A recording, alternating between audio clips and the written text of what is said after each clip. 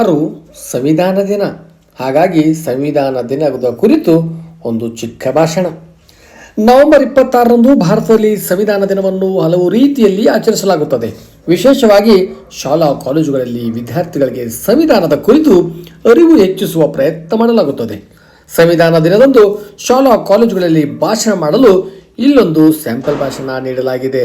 ಹಾಗಾಗಿ ವಿದ್ಯಾರ್ಥಿಗಳು ಇದನ್ನು ತೆಗೆದುಕೊಂಡು ಭಾಷಣವನ್ನು ಮಾಡಬಹುದಾಗಿದೆ.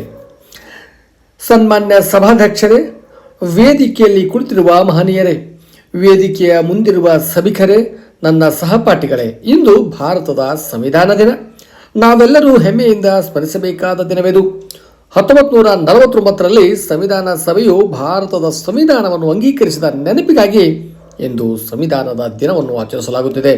ಇದನ್ನು ಸಂವಿಧಾನ ದಿವಸ ಎಂದು ಕರೆಯಲಾಗುತ್ತದೆ.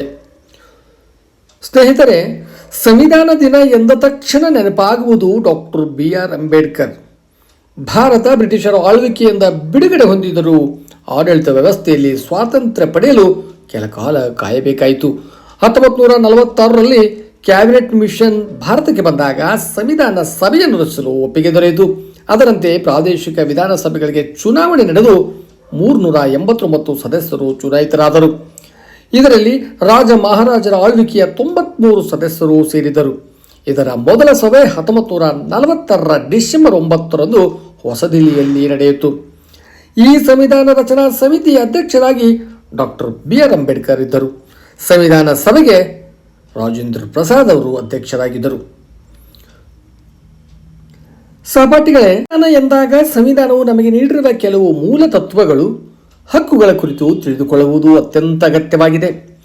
ಭಾರತವು ಸ್ವಾತಂತ್ರ್ಯ, ಸಾರ್ವಭೌಮ, ಗಣರಾಜ್ಯ, ಕಾನೂನಿಗೆ ಎಲ್ಲರೂ ಸಮಾನರು ಹಾಗೂ ಯಾವುದೇ ಲಿಂಗ, ಧರ್ಮ, ಜನಾಂಗ, ಹುಟ್ಟಿದ ಸ್ಥಳ ಇವುಗಳ ಆಧಾರದಿಂದ ಯಾರಿಗೂ ನೌಕರಿಯಲ್ಲಿ ಸಮಾನತೆಯ ಅವಕಾಶದಿಂದ ವಂಚಿತರನ್ನಾಗಿಸುವ ಅಧಿಕಾರವಿಲ್ಲ.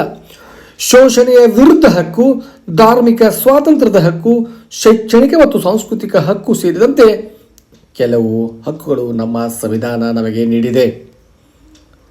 ನಮ್ಮ ಸಂವಿಧಾನವು ಹಲವು ದೇಶಗಳ ಸಂವಿಧಾನಗಳ ಉತ್ತಮ ಅಂಶಗಳಿಂದ ರೂಪಿತವಾಗಿದೆ ಎನ್ನುವುದನ್ನು ನೆನಪಿಟ್ಟುಕೊಳ್ಳಬೇಕು.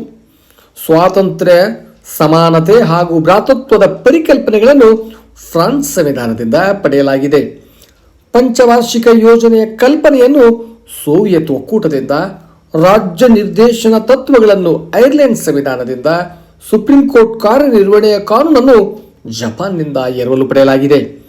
ಹೀಗೆ ಹಲವು ದೇಶಗಳ ಸಂವಿಧಾನಗಳನ್ನು ಅಳವಡಿಸಿಕೊಂಡು ಉದ್ದವಾದ ಸಂವಿಧಾನವನ್ನು ರಚಿಸಲಾಗಿದೆ.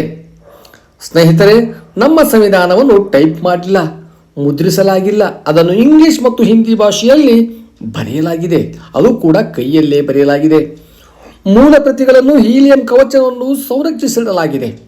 ಗೆಳೆಯರೇ, ಭಾರತದ ಸಂಸತ್ ಭವನದಲ್ಲಿ ಆ ಮೂಲ ಒಂದು ಸಂವಿಧಾನದ ಒಂದು ಕೃತಿ ಇವತ್ತಿಗೂ ಕೂಡ ಆ ಗ್ರಂಥಾಲಯದಲ್ಲಿದೆ. ಸಂವಿಧಾನದ ಪ್ರಕಾರ ನಾವೆಲ್ಲರೂ ಸಂವಿಧಾನ, ರಾಷ್ಟ್ರಧ್ವಜ ಮತ್ತು ರಾಷ್ಟ್ರಗೀತೆಯನ್ನು ಭಾರತೀಯರಾದವರು ಗೌರವಿಸಬೇಕಾಗಿದ್ದು ಆದ್ಯ ಕರ್ತವ್ಯವಾಗಿದೆ. ಸ್ವಾತಂತ್ರ್ಯ ಹೋರಾಟದ ಸಮಯದಲ್ಲಿ ಹಮ್ಮಿಕೊಂಡ ಆದರ್ಶ ಧ್ಯೇಯಗಳನ್ನು ಮರೆಯದೆ ಗೌರವಿಸಬೇಕು. ಭಾರತದ ಸಾರ್ವಭೌಮತೆ, ಏಕತೆ ಮತ್ತು ಅಖಂಡತೆಯನ್ನು ಎತ್ತಿ ಹಿಡಿಯುವುದು ಹಾಗೂ ಅದರ ರಕ್ಷಣೆಗೆ ಸಿದ್ಧರಾಗಿ ಇರುವುದು, ಅವಶ್ಯಕತೆ ಬಂದಾಗ ರಾಷ್ಟ್ರ ರಕ್ಷಣೆಗೆ ಹಾಗೂ ಸೇವೆಗೆ ಸಿದ್ಧರಾಗಿ ಸಲ್ಲಿಸುವುದು. ಗೆಳೆಯರೇ, ಭಾರತೀಯರೆಲ್ಲರೂ ಸಮಾನರೆಂಬ ಭ್ರಾತೃತ್ವ ಭಾವವನ್ನು ಬೆಳೆಸುವುದು ಹಾಗೂ ಸ್ತ್ರೀಯರಿಗೆ ಅಗೌರವ ಆಗುವಂತಹ ಪದ್ಧತಿಗಳನ್ನು ಆಚರಣೆಗೆ ತರಬಾರದು. ವಿಭಿನ್ನ ಸಂಸ್ಕೃತಿಗಳನ್ನು ರಕ್ಷಿಸುವುದು ನಮ್ಮ ಕರ್ತವ್ಯವಾಗಿದೆ. ಪರಿಸರ, ವನ್ಯಜೀವಿ ರಕ್ಷಣೆಯು ನಮ್ಮೆಲ್ಲರ ಕರ್ತವ್ಯ. ಗೆಳೆಯರೇ, ಸಂವಿಧಾನ ದಿನದಂದು ನಾವೆಲ್ಲರೂ ನಮ್ಮ ಸಂವಿಧಾನದ ಆಶಯಗಳಿಗೆ ತಕ್ಕಂತೆ ದೇಶದಲ್ಲಿ ಉತ್ತಮ ಪ್ರಜೆಗಳಾಗಿ ಬದುಕುವ ಕುರಿತು ಪಣ ತೊಡೋಣ. ಜೈ ಹಿಂದ್, ಜೈ ಕರ್ನಾಟಕ.